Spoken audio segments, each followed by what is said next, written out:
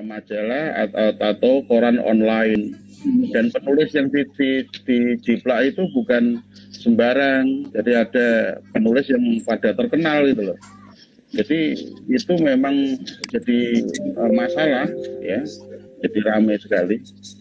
Non sewu ini Kabupaten Kepletek ini ramai siapa ya? Bu Panca, mungkin bisa di-mute Bu.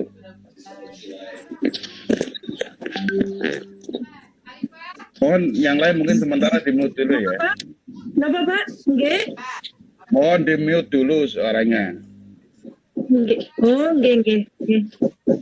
Biar Bu Rosa, Bu Lina. Yang lain Iya, mohon di-mute. lagi ini, Mister, lagi apa? Error. Jadi, iya lagi error. Ya, Bu Lina mohon. Baik, oke sudah lumayan. Masih itu. Baik ya. Bapak Ibu, jadi ada yang namanya Yuda ini sekarang ditengarai tulisannya itu mengambil dari penulis-penulis lain ya. Bahkan ada beberapa paragraf, misalkan aja hampir semua ini dalam satu cerpen itu hanya dipoles sedikit, mungkin ganti kata depan di bagian depan dan seterusnya. Ini luar biasa, jadi sudah betul-betul baca, betul-betul memplagiat dan ketahuannya adalah diketahui oleh manajer dari Golagong namanya Mas Salman ya.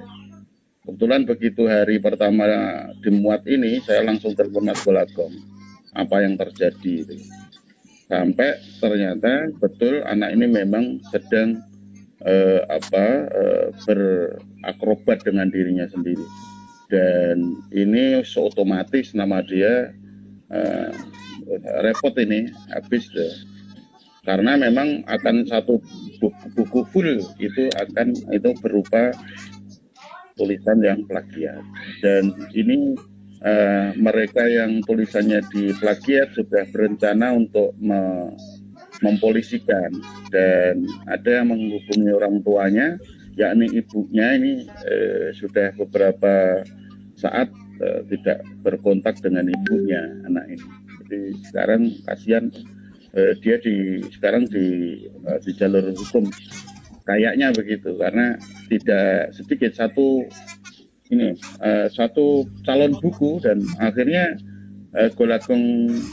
Golagong Publishing ini menghentikan, nggak jadi menerbitkan. Untung ada yang yang mengetahui bahwa loh ini kan ini Mas Salman tuh menemukan ini bukan ini karya bukan dia, ini saya pernah baca lah. Akhirnya digodak satu persatu dicek, dan ternyata semua artikel ini, semua cerpen itu betul-betul jiplakan. Jadi mohon ini jadi pelajaran Bapak Ibu, contoh seperti apa sih yang dimasalahkan, yang menjadi permasalahan dari Yuda ini. Jadi ini termasuk yang perlu kita pahami kali ini, apa sih plagiarisme ya.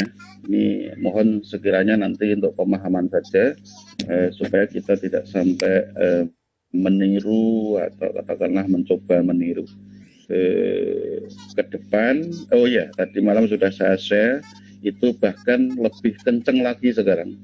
Jadi selain plagiarisme itu yang paling kenceng Amerika itu. Plagiarisme itu adalah kita menggunakan pendapat orang lain, ungkapan orang lain, tulisan orang lain, karya orang lain, ya, untuk atas nama kita, dan tanpa menyebut sumbernya, ya. Itu definisi umumnya, ya. Dan ini lebih kenceng lagi kalau Amerika. Jadi kalau Amerika itu ada yang lebih dalam hal mengutip tulisan saja itu tidak boleh sekian persen. hanya sangat sedikit. Harus dibuat parafrase, harus dibuat ungkapan yang berbeda meskipun isinya sama. Kalau di Amerika memang tradisi akademiknya kencang sekali, jadi mereka lebih keras ya. Jadi mereka tidak menoleransi tulisan yang hampir tidak menoleransi kutipan langsung, hampir tidak pernah, kecuali itu konsep. Ya. Kalau tidak konsep, kalau konsep masih dipahami ya, tapi kalau selain itu jelas harus menggunakan parafrase. Ini mereka biasanya semacam itu. Ya. Nah itu yang pertama, itu yang biasa itu. Ada juga sekarang yang mengerikan adalah itu self plagiarism itu. Self plagiarism itu atau disebut auto plagiarisme. yakni memplagiat karangannya sendiri.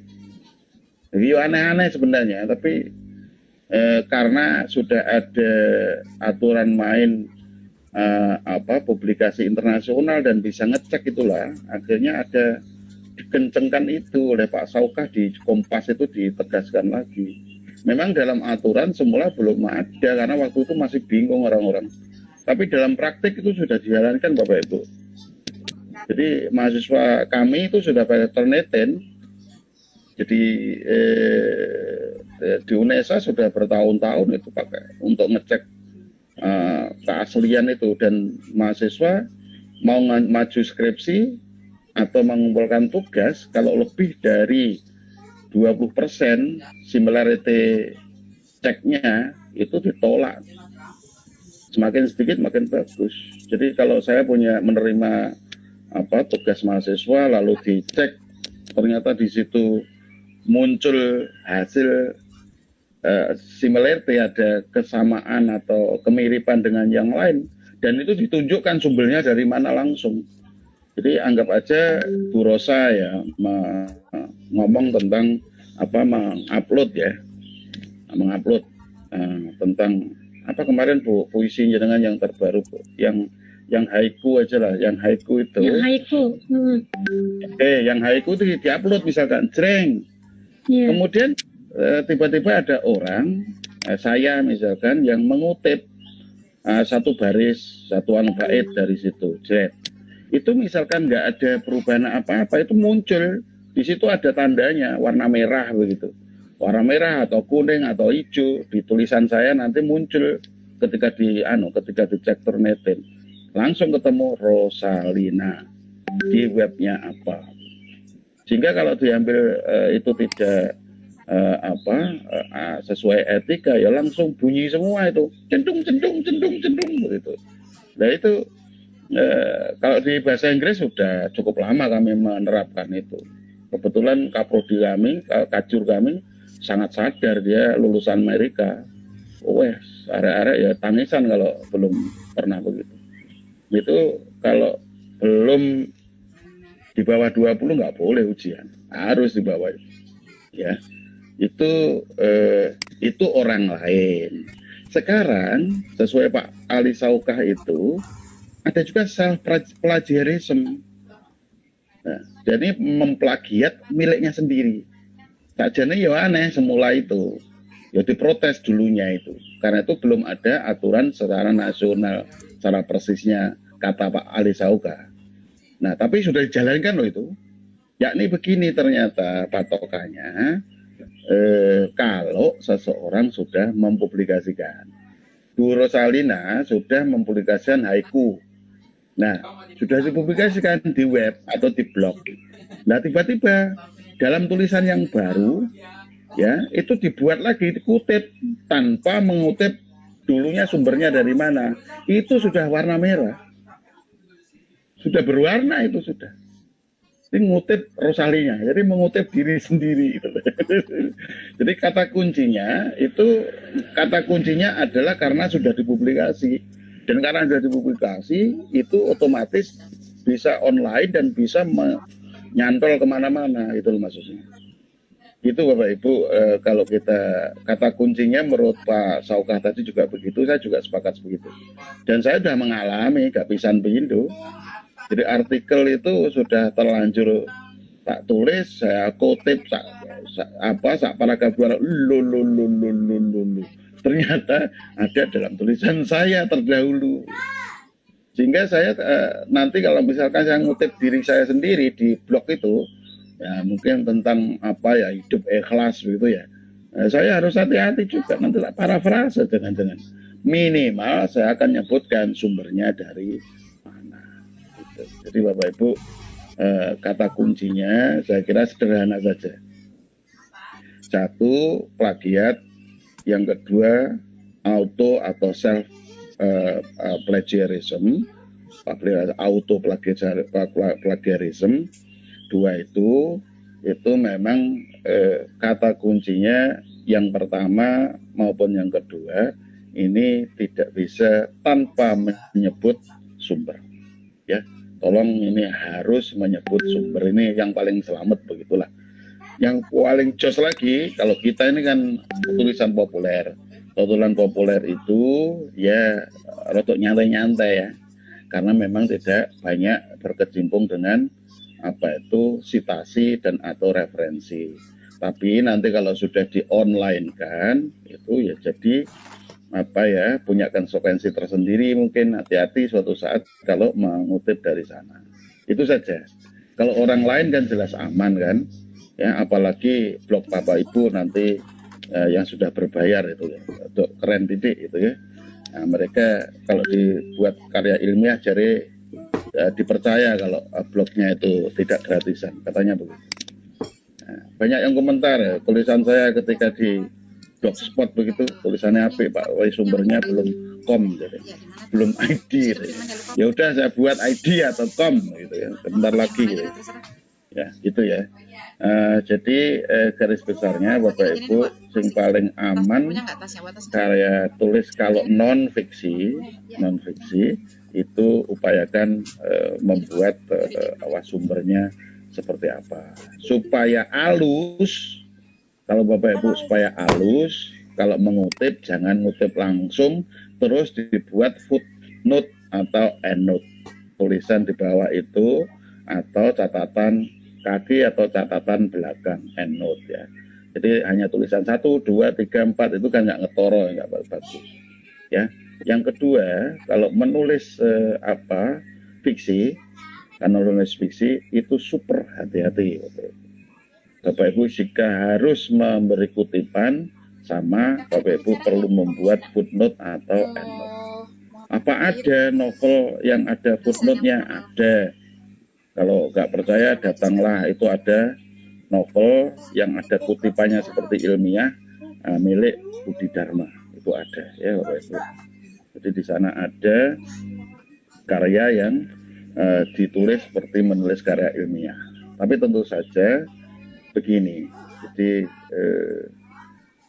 ilmiah maupun non ilmiah maupun fiksi, non fiksi maupun fiksi, ketika mengutip tetap kita itu berterima kasih kepada si penulis supaya kita menghargai mereka, dan itu malah yang disebut dengan bagaimana kita tidak mencuri ya. Dalam artikel itu disebut katanya cheating ya.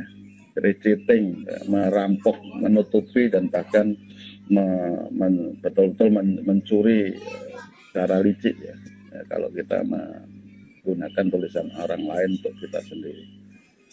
Itu mungkin monggo kalau ada tanggapan Bapak Ibu. Ini hanya sekadar saja karena materinya kan sudah saya berikan. Hanya saya sebagai boleh dibilang ketua suku gitu ya, ketua suku LVL itu saya berharap kita selamat ya, tidak melakukan apa yang seharusnya tidak dilakukan. Ya Mas Makrus kayaknya angkat tangan Bapak. Iya, terima kasih Abah.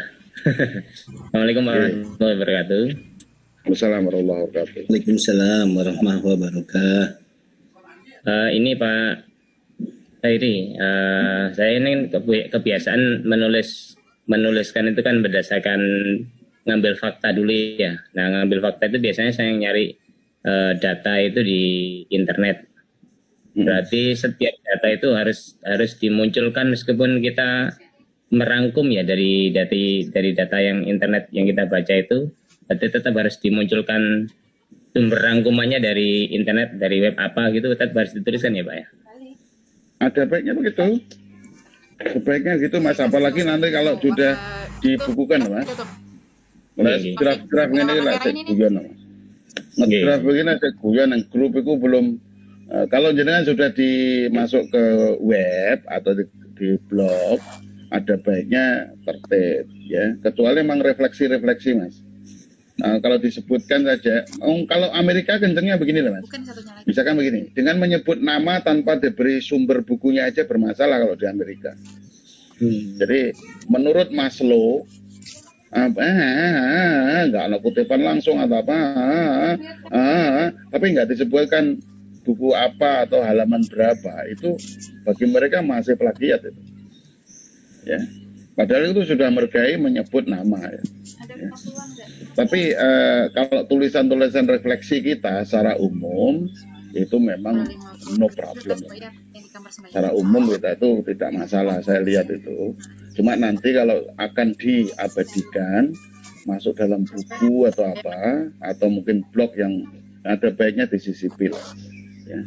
Ada disisipi. Kayak Bu Rahayu itu bolak-balik kalau ngutip gitu ya, kalau enggak ya anonimus, sampai ditanyakan ke saya iki wane sopo, sampai lali aku itu ya anonimus saja, tulisan anonimus lah, aku lali yo anak.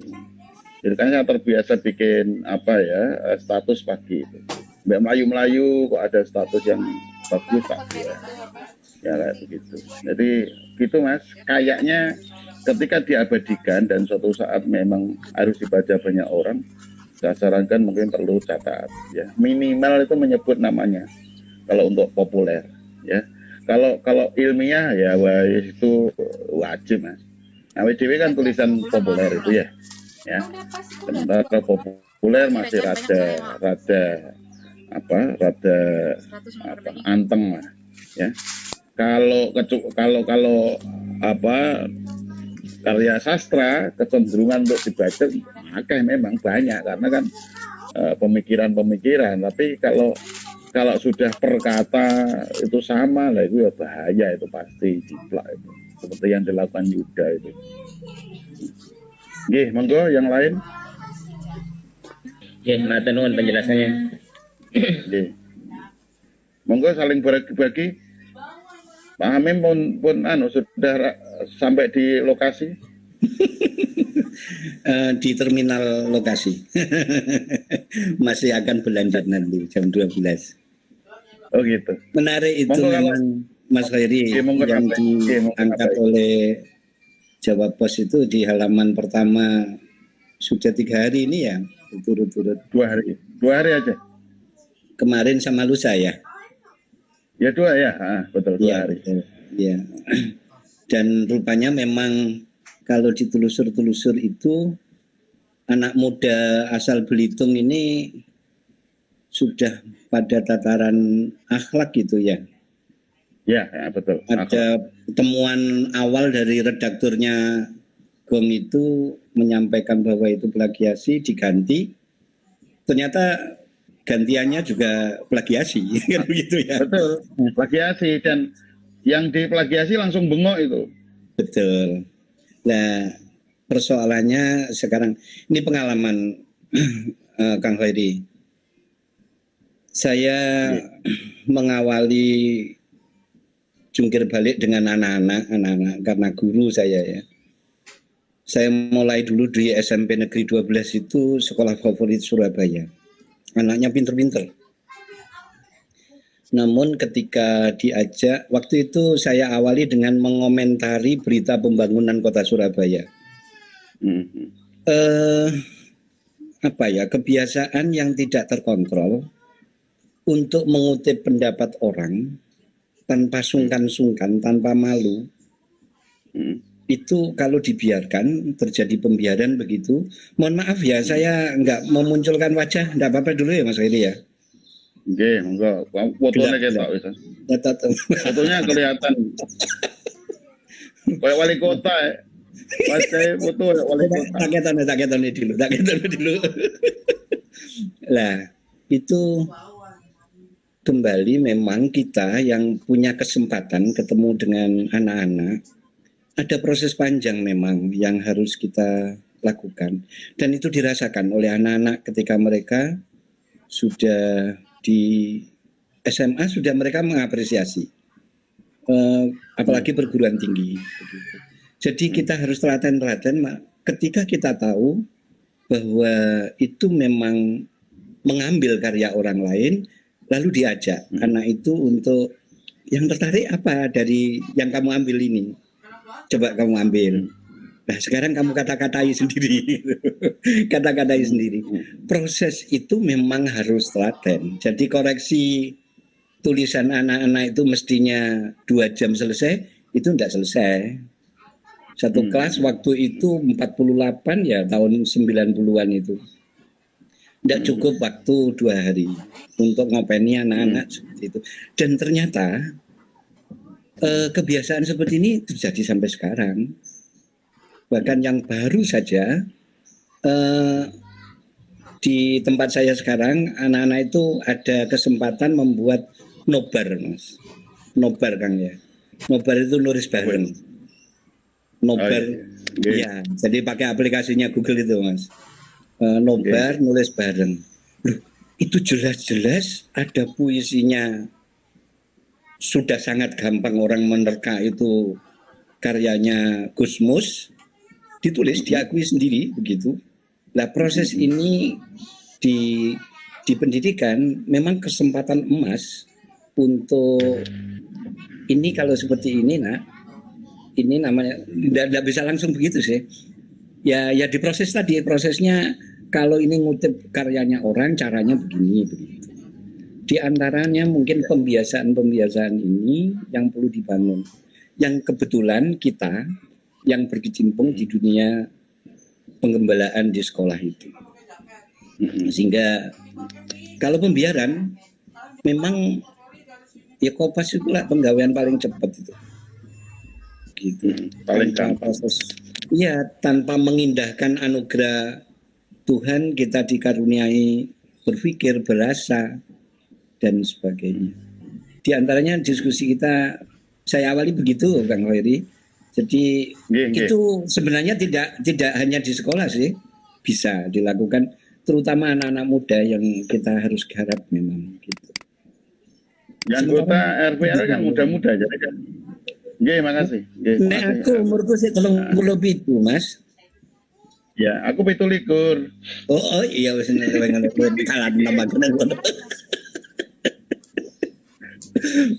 Oke, Jadi komunitas ini ketika kita kenal dengan kekhasannya Mas Makhrus, kekhasannya bahasanya Mas Dhofar, Mas Mustof ya. Oh, kesempatan ini izin beliau ya. Mbak Mila yang sekarang lancar banget. Tapi Mbak Mila, tapi apa yang tidak bisa diangkat oleh Mbak Mila?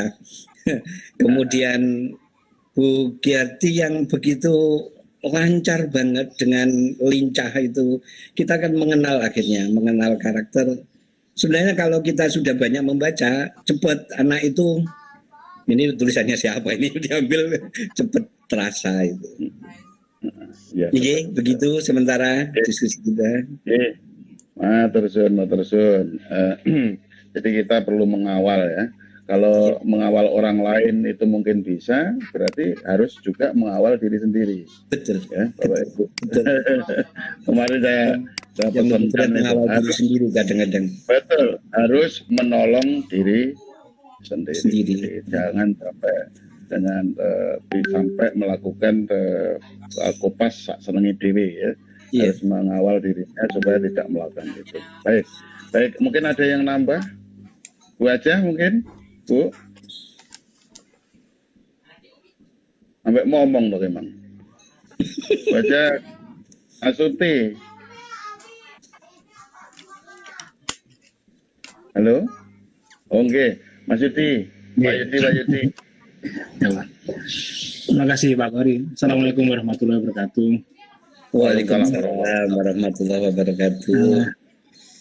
Ini pengalaman menarik ketika ada tugas dari dari Dispendik tentang satu guru 2 buku gitu ya. Satu sekolah 1 buku, Mas Yudi. Iya, Pak. Iya. Awalnya 1 sekolah 1 buku. Iya. Ini Buku. kebetulan di SMP 41 saya sangat bersyukur dimentori Pak Koyri juga ya. Nah, ini yang saya sampai sampai prihatin tuh begini. Di tempat kami ada 35 orang buku, 35 orang gitu. Ketika beliau itu membuat buku, dan itu ada yang S2 juga, Pak. Artinya sudah sangat terbiasa untuk membuat karya ilmiah. Nah, Cari ini. yang kemudian yang saya jadi prihatin begini, beliau ini yang sudah sangat berpengalaman, kemudian membuat buku, membuat artikel hanya sebatas 5 lembar, gitu. Berbondong-bondong itu mencopas secara jamaah, gitu.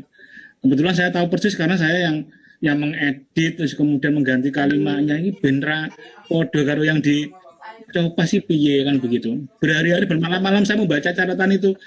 Iki kok gak izin dong kan begitu. Padahal itu mereka ya sama seperti saya, mereka adalah guru juga begitu.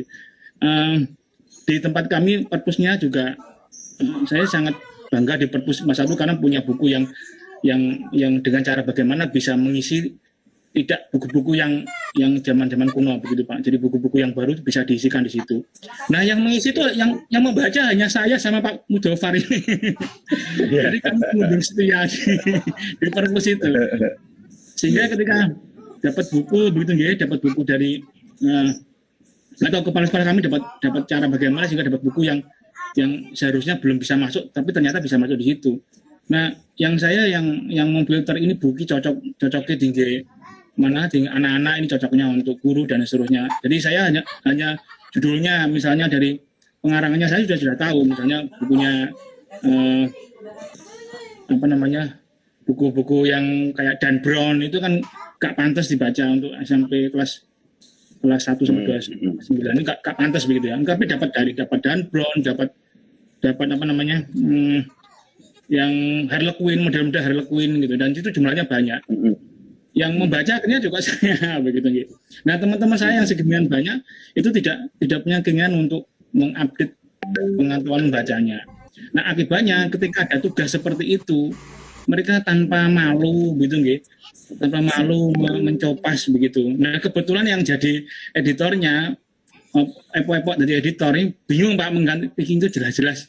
Ini jelas saya tahu persis karena kan kelihatan tuh Pak dari hasil filenya itu kan kelihatan dari dari copasan itu masih warnanya pasti bukan warna hitam seperti font normal begitu. Jadi nyopas nanti. Gitu. Jadi oleh karena itu mungkin juga kalau Bapak Ibu yang berkecimpung di dunia pendidikan mungkin bisa mengingatkan teman-temannya agar jangan mencuri secara terang-terangan seperti itu gitu.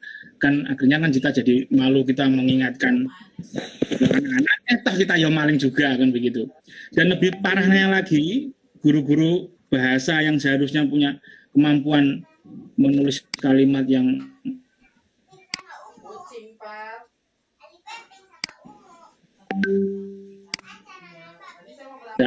gak masuk begitu. Malah kami yang dulu saya TIK sama Pak Kamim kemudian sekarang terlempar jadi guru PPKN. Kita cukup lama dimurtadkan Pak Yudi. Iya Pak, dimurtadkan.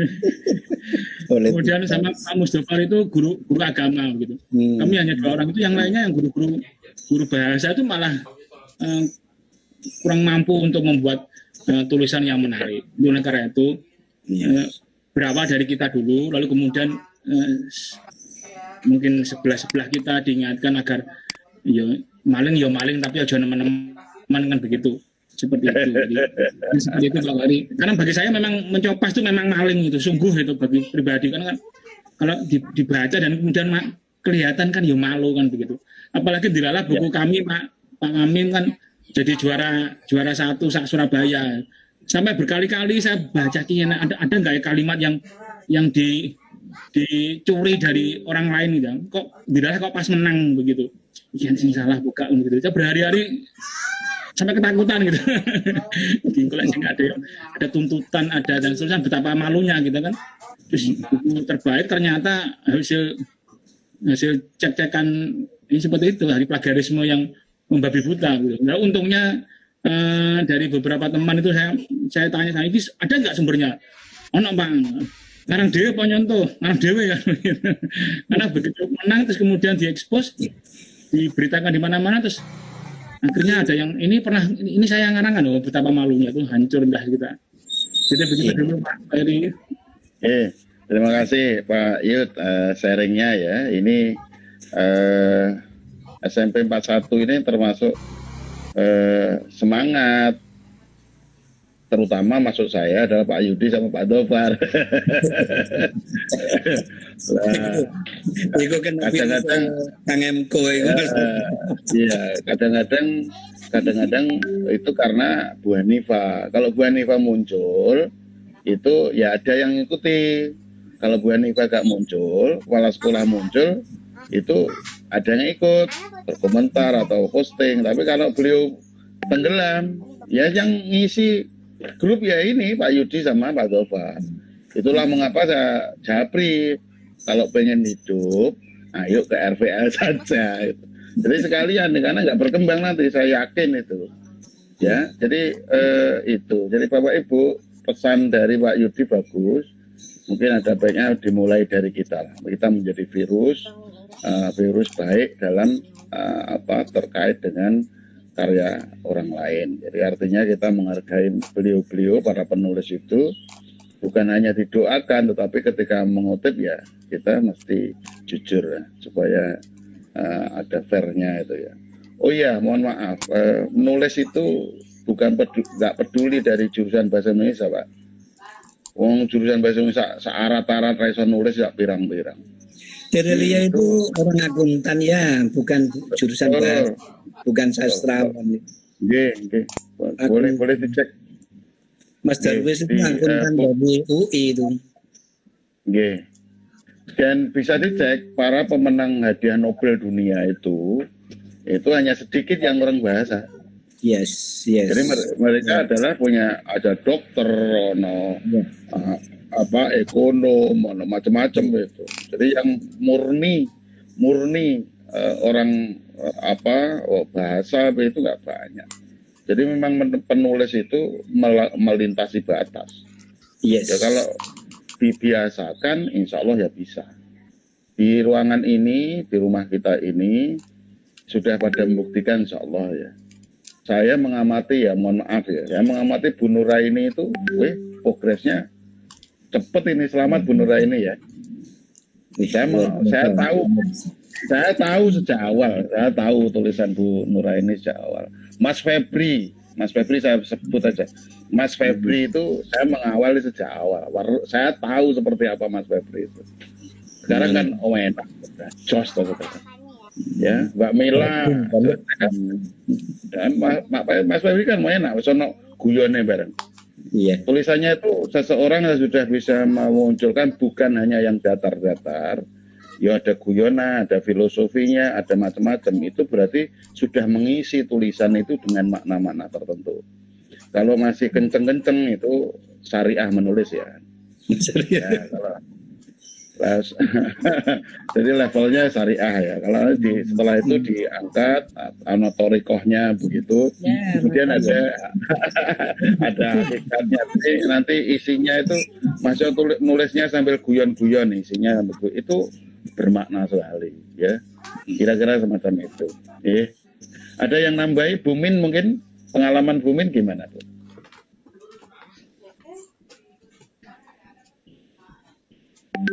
Bumin? Bumin ini paling bersemangat ini, ngajak kopdar. Bersemangat tapi progresnya jalan di tempat ya Pak.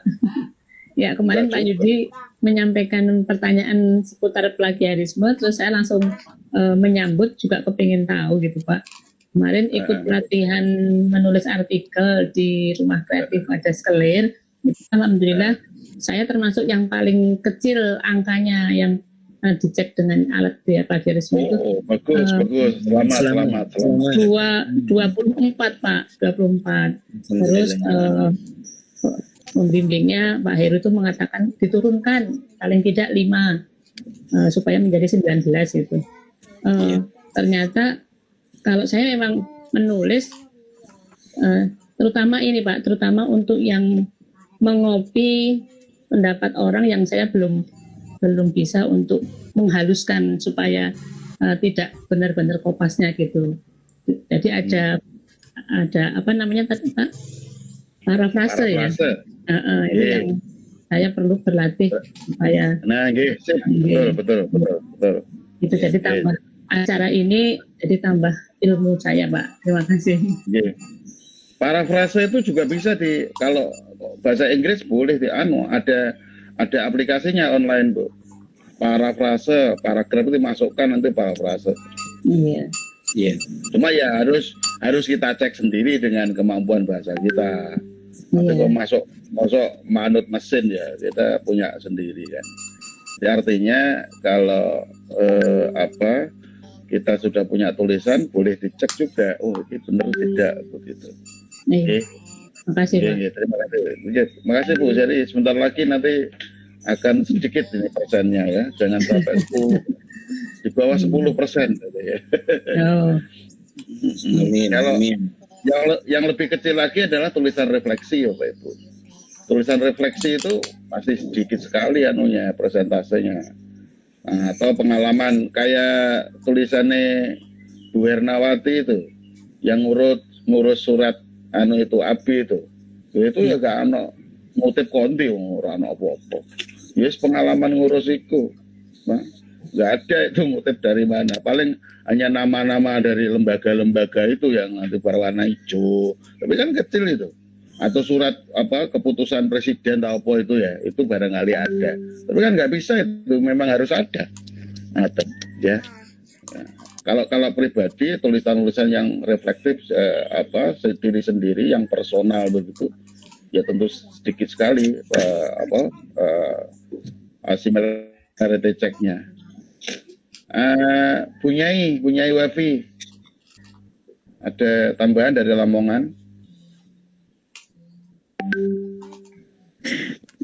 Iya Pak. Terima kasih. Sepertinya saya ini malah malu sekali Pak di keluarga RVL ini karena belum bisa maksimal. Tapi terima kasih, saya belajar banyak hal dari Pak Khairi, dari Bu Mila, Bu Astuti, dan juga Bapak Ibu yang di RVL. Dan hari ini kopdar yang pertama ini luar biasa yang dibahas meskipun tidak terstruktur, teragendakan, tapi banyak sekali keilmuan yang didapat. Terima kasih Pak, dan semoga ini juga memotivasi saya untuk lebih aktif menulis. Terima kasih, itu saja dulu. Pak, paling enggak nanti yang hadir kopdaris hari ini minimal seminggu 1 lah ya. Jadi 1 minimal kan sebulan kan 4 itu ya. Siap.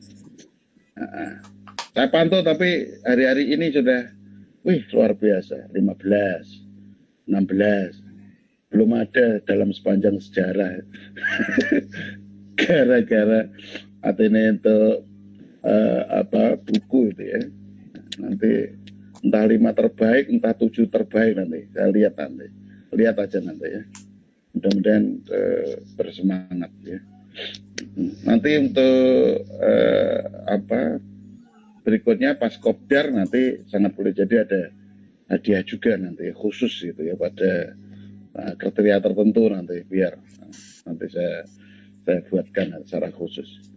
Baik, ada yang mau nambah Bapak Ibu barangkali punya unek-unek. Nah ini Bu Panca ini. Bu Panca ini mau nulis tentang horor saja ini senengnya. Ya Bu. Bu Panca monggo Oke, Assalamualaikum warahmatullahi wabarakatuh. Iya, Pak Salam. Koidi, terima kasih kesempatan yang diberikan kepada saya. Jadi begini, Pak. Saya itu kan memang saya senang itu tulisan horor itu suka saya itu. Suka sekali. Jadi kalau di rumah itu kalau tulisan biasa memang saya berusaha untuk belajar untuk menulis sesuatu yang lucu gitu. Itu saya berusaha. Terus tulisan yang biasa saya juga sudah berusaha. Tapi untuk cerita horor itu saya paling suka. Nah, pertanyaan saya adalah bagaimana Pak?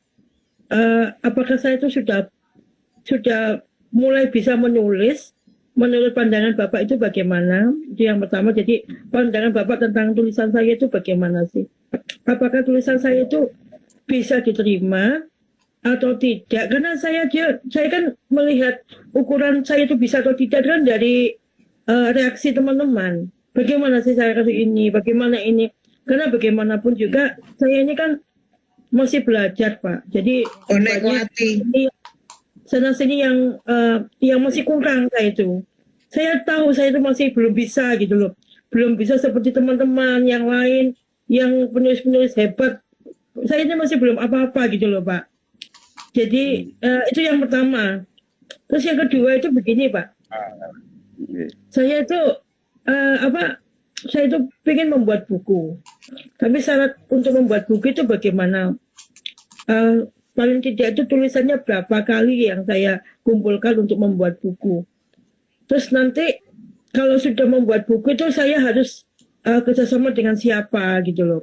Kan tadi Bapak waktu pengantar tadi kan sudah bilang kita harus bisa menulis buku sendiri gitu. Jadi ada keinginan untuk membuat buku Pak. Ya untuk saya sendiri. Karena saya itu kan pemula, bagaimana itu Pak caranya. Jadi mohon informasinya Pak dengan pertanyaan saya ini. Matur suwun atas atas tanggapannya. Assalamualaikum warahmatullahi wabarakatuh. Waalaikumsalam warahmatullahi wabarakatuh. Meskipun di luar topik, meskipun ada sedikit di luar topik ya, tapi nggak apa-apa terkait dengan sambutan, bukan dengan dengan perbincangan, tidak apa-apa. Bu Panca, karena Ibu mau mendalami cerita horor, karena kemarin horor aja, si ono bakso pocong dan seterusnya ya. Ceritanya oke banget Bu Panca. Iya. Nilai nggak bisa tidur itu. Memang minta izin saya, Pak Hamim. Pak, ini gimana kalau saya posting di grup cerita saya horor-horor? Ya nggak apa-apa. Penting ora wedi ya, nek wedi mentu kabeh grup.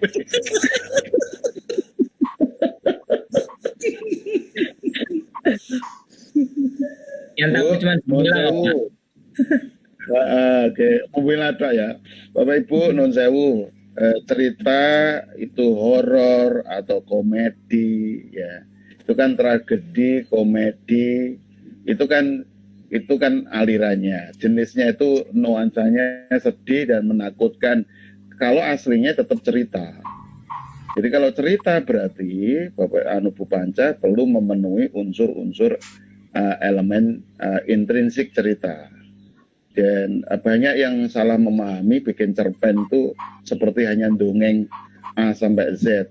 Alur itu bukan kronologi cerita. Alur itu urutan kejadian yang mengarah ke penyelesaian. Jadi memang harus ada klimaksnya. Jadi mulai biasa sampai risingnya nanti ada konflik, ada klimaks, ada penyelesaian.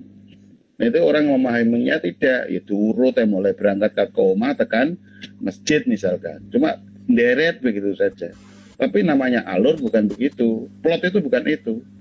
Plot itu lebih pada mulai awal menjelang konflik, menjadi klimaks sampai penyelesaian. Jadi panjenengan kalau bikin cerpen, kalau bikin cerita horor itu juga seperti itu. Mesti ada konfliknya, mesti ada nanti penyelesaiannya, klimaknya seperti apa, penyelesaiannya seperti apa, dan nomor satu pasti non sewu, satu pasti ada karakter. Nah karakternya kan perlu jelas itu, nggak berubah-ubah. Kayak di sinetron tuh kan karakternya sering nggak jelas itu, ya sering nggak jelas, diubah-ubah sesuai dengan senengnya si nulis skenario aja, ya itu nggak jelas itu. Karakter nomor satu itu perlu ada. Yang kedua perlu ada karakter dan karakterisasi itu jelas. Kemudian ada setting, ya setting itu waktu, tempat dan suasana. Kemudian juga jangan lupa nanti pasti harus ada temanya ada. Kemudian ada imagery sama ironi dan seterusnya. Jadi lihat aja, dicek Mbak Google unsur intrinsik cerpen. Nah, Ibu kalau membuat memang mempertimbangkan itu. Dan di sana cerpen Pak Hoiri, maaf itu Pak Arif kepingin gabung sudah di. Oh gitu. Mana nggak kelihatan? Terus itu Pak Ngainun Naim juga Pak Mko sama Om C, gitu katanya juga belum bisa masuk dari tadi. Bentar.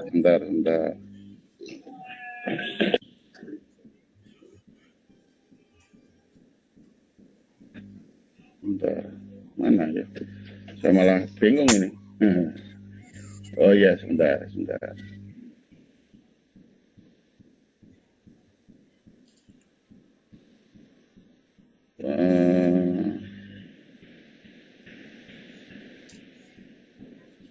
Berarti umek aja tadi sehingga hilang anunya, pesannya di mana?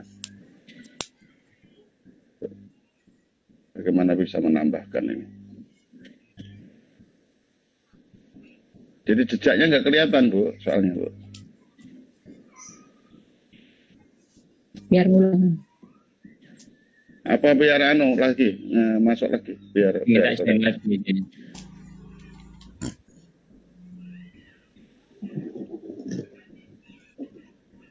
Berarti bisa sama admit tadi.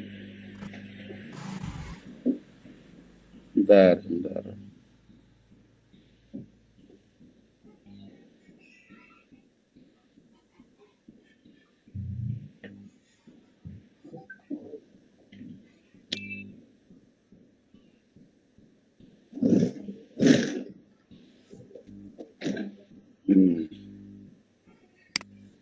Kok nggak bisa saya yang admit ya? Karena nggak muncul lagi baru muncul lagi.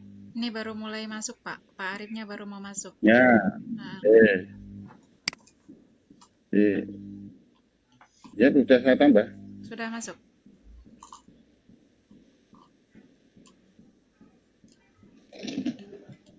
Sudah saya admit sudah.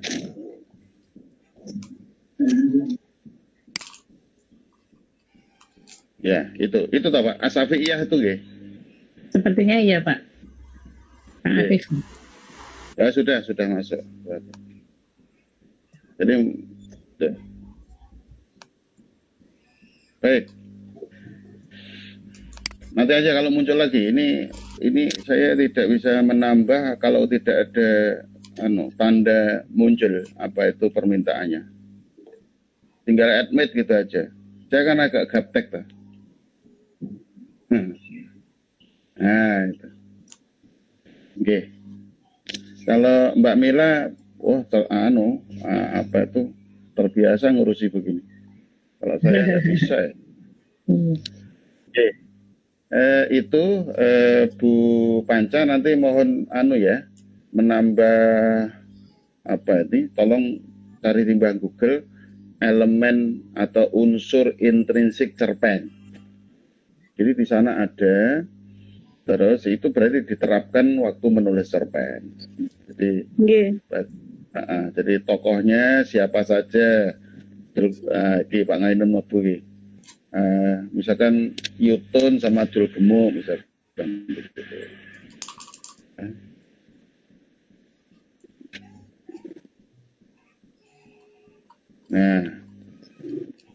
Nah, ini sudah masuk ini Pak Ngainun sudah masuk insya Allah. Mas Yai, nggih, no Bu?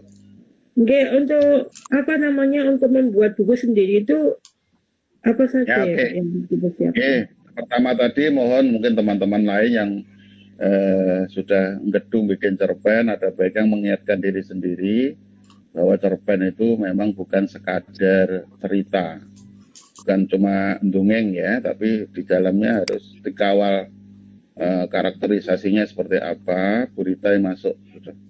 Ini perlu dikawal sedemikian rupa sehingga mulai awal sampai akhir itu merupakan kesatuan dari cerita yang punya makna itu. Itu yang pertama. Yang kedua, kalau nulis buku, Bu Panca setidaknya ukuran UNESCO, ini ahlinya itu ada Pak Ngainun, Bu Haja Sugiastuti juga itu para pembuat buku. Ini Bu Haja Rita juga bukunya banyak. Hebat aja. Ya, Pak Hamim sendiri bukunya juga banyak. Jadi saya sungkan menyebut ini. Jadi, sudah mulai banyak ini bukunya. Mbak Erna ini khusus bukunya tentang book reviews juga ada. Jadi, dengan mereview buku itu jadi buku itu juga ada. Jadi Bu Panca, ini kalau ukuran UNESCO itu untuk waktu jadi buku paling tidak 60 halaman ya, 60 halaman harus jadi nanti mentahnya 1,5 spasi A4 kira-kira ya sekitar 50 atau 55 halaman lah biar aman itu ya.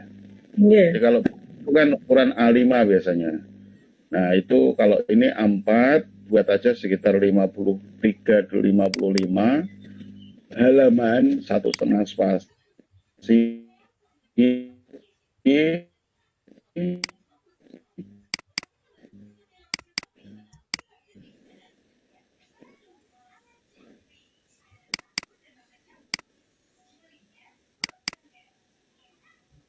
Ukuran normal, tinggal nanti kualitasnya seperti apa. Nah, jadi nanti panjenengan tinggal ngitung. Kalau tulisannya pendek-pendek berarti ya banyak.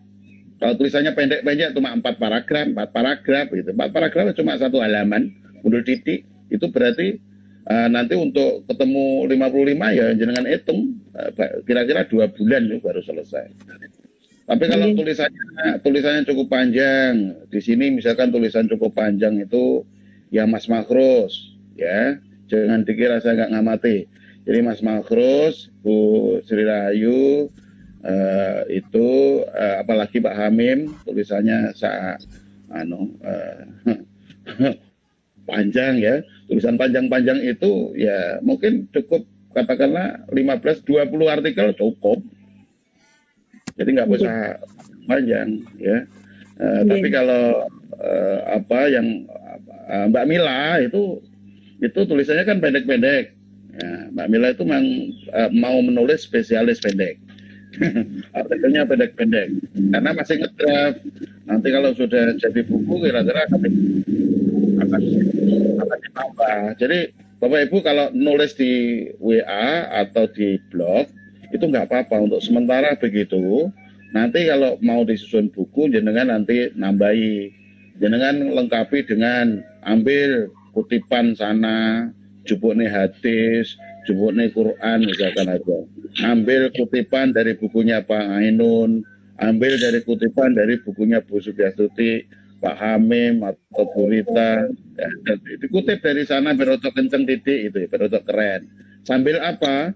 Sambil edifikasi teman-teman penulis. Edifikasi itu adalah mengangkat teman-teman penulis dalam tulisan kita. Jadi itu mengutip itu salah satu sumber caranya. Caranya adalah kita mengutip tulisan teman, sitasi kalau bahasa ilmiahnya itu, mensitasi itu sebenarnya mengedifikasi. Dan boleh tanya itu Pak Dr. Ngainun itu insya Allah sebentar lagi profesor insya Allah ya. Itu kan tiap hari itu yang tampak di catatan beliau itu Wispiro tulisannya yang sudah disitasi orang karena itu beliau sangat sadar begitu karena mau mengajukan profesor kalau tidak citasi atas tulisannya belum banyak ya nanti ya bagaimana gitu ya. Jadi harus ada kepantasan jadi profesor. Kira-kira Bu, gitu Bu Wanda ya. Jadi jangan khawatir, tapi nulisnya kalau di sini pendek. Tapi jangan lupa nun sewu Bu, kalau nulis ya tolong diopeni titik komanya ya Bu. Ini anggap aja keluarga, jadi saya memberi masukan mudah-mudahan tidak terlalu salah ya. Titik komanya. Kalian kita harus menolong diri sendiri, tulisan saya kemarin. Kita harus menolong diri sendiri. Kita berbahasa. Kita berbahasa. Jadi bahasa kita itu menunjukkan siapa kita. Kalau kita nggak tertib bertitik, berkoma, bertitik koma, bertanda tanya dan seterusnya, berarti kita tuh seakan-akan juga nggak tertib kayak begitu berbahasanya. Pikiran kita itu dicap orang tertib orang ini. Uang ngurusi tulisannya dia gak iso, berarti gak bisa terwakili. Kalau nggak ada tanda tanya berarti ya lurus pernyataan. Kalau titik berarti selesai. Tanda tanya berarti bertanya. Ngaten Bu. Jadi gunanya bahasa itu mewakili pikiran kita. Kalau tuh pikiran kita itu memang serius, tulisannya pasti serius. Kalau pas tulisannya tuh dagel, memang orang itu lagi humor sekarang, gitu loh. Ada orang yang tulisannya sekarang lagi bercampur-campur ya, Pak Dofar itu punya dagelan dia. Pak Dofar itu punya darah sense of humor itu orang itu. Ya, sudah. Kalau di teman saya yang jago begitu, yang jago membuat orang lucu, itu untuk twistnya itu namanya Eko Prasetyo. Masih muda dia, bukunya ada banyak, mungkin 80-an mungkin sekarang. Dia kalau dulu sukanya ngopinya dengan saya, terus Mas Saiful Rahman. Mas Saiful sudah saya delete kemarin dari grup. Ya. Mungkin dari SPK sebentar lagi mau di-delete mungkin itu ya. Kayaknya sudah nggak aktif. Dia sibuk di media guru. Dia keliling dunia Indonesia. Begitu Bu Panca ya. Yang lain juga. Iya, matur suwun Pak. Matur suwun nggih. Mohon maaf Pak Emko. Nggih. Mohon maaf Pak Emko, ini waktunya tinggal 30 menit lagi. Ya, tanpa terasa, mungkin ini barangkali bisa untuk membahas tentang antologi, nggih. Karena tinggal 30 menit lagi. Monggo Pak, mohon maaf Pak Ibu, nggih. Ini sekedar mengingatkan, nggih, karena diskusinya memang sangat menarik dan kalau waktunya cuma 2 jam memang kurang, nggih. Nah, ini masih ada 30 menit lagi. Barangkali bisa untuk membahas antologi. Alhamdulillah. Nggih Pak, nggih Pak, monggo. Masih diingatkan Mbak Mila, ini tadi memang kebetulan karena berangkat dari plagiarism. Mohon maaf tadi akhirnya Bu Aja, Bu Rita akhirnya baru gabung, kayaknya sedang ada hajatan rupanya di rumah. Kalau Mas Dokter Ngainun kayaknya ada acara juga ini di Ponrok di Tulungagung ini ya. biasa kalau minggu ini malah murid-murid beliau kan luar biasa Tulungagung itu ya. Jadi yang dikawal beliau luar biasa Tulungagung. Jadi suka dengan ini ya. Baik ya, ini menginjak acara diskusi antologi. Nah sekarang nanti saya perlu masukan dari senior-senior ini. Saya kan masih junior ini. Saya perlu dapat masukan senior-senior apa sekiranya yang bisa ditulis. Mungkin 2 atau 3 artikel antologi lah sampai akhir tahun begitu. Rencananya dalam bayangan saya mungkin kalau 2 itu katakanlah antara Agustus 1 Agustus untuk Agustus sudah dan kemudian Oktober. Jadi Agustus, Oktober, sekarang Maret ya, April, Mei, Juni, mungkin Juli lah, Juli sama Oktober begitu 2 ya, biar 2 artikel buku antologi. Kalau mau 3 ya silakan. Jadi pertanyaannya sekarang siapa yang mau mandegani. Jadi memang harus ada yang jadi pengumpul naskah sekaligus nanti akan siap membantu mengeditori naskah ini. Nah sekarang pertanyaannya itu, jadi berapa dulu, 3 dulu, atau mungkin diambil dari judulnya dulu, apa temanya dulu. Monggo, saya saya menduga Pak Ainun ini sudah punya ide sejak tadi sebenarnya. Monggo Yi, barangkali ada masukan awal dulu. Terima kasih Pak Emko. Assalamualaikum warahmatullahi wabarakatuh. Waalaikumsalam. warahmatullahi wabarakatuh. Salam kenal buat Bapak dan Ibu sekalian. Kita setiap hari berdiskusi tapi belum tahu wajah masing-masing. Ini wajah tuh wajah ianya kita belum tahu. Padahal setiap hari baca tulisannya Bu Mila, Pak Hamim, dan yang lain-lain. Saya sangat berbahagia sekali bisa bergabung di pertemuan di ruang meeting ini. Tadi saya coba pakai laptop selama beberapa saat tapi gagal, lalu coba pakai HP malah bisa gabung. Ternyata mungkin faktor teknis ya.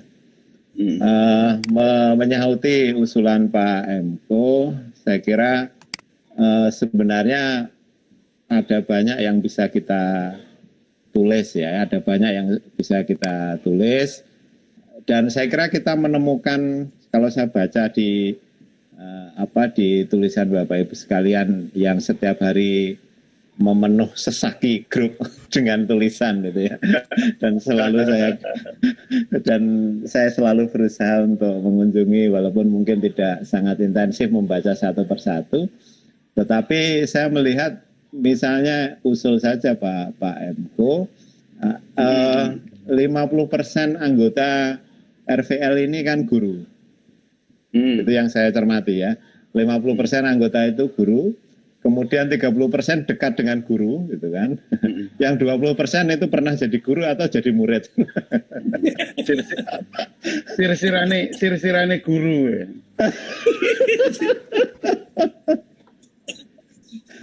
Nah, mungkin untuk yang pertama sampai di bulan Agustus itu, saya justru ingin mengambil sisi yang belum banyak belum banyak ditulis oleh banyak orang, tapi sebenarnya dekat dengan kehidupan kita sehari-hari. Ya, misalnya kalau ngomong PJJ dan suka dukanya kan setiap hari kita baca itu ya, tulisannya Bu Nuraini, Bu Mila dan sebagainya. Itu kan sudah banyak. Cobalah misalnya kita mengambil sisi lain dari PJJ itu. Misalnya aspek-aspek apa sih yang hilang ketika kita PJJ. Nah, jadi aspek-aspek itu saya kira dari sisi praktisi mungkin Bapak Ibu menulis dari pengalaman selama ini, dari sisi yang menulis dari sisi Kiai Anwar Zahid ya mungkin perspektif akhlaknya yang hilang lah atau apa dari sudut-sudut, artinya sisi-sisi yang selama ini hilang dari proses PJJ itu usulan saya saja.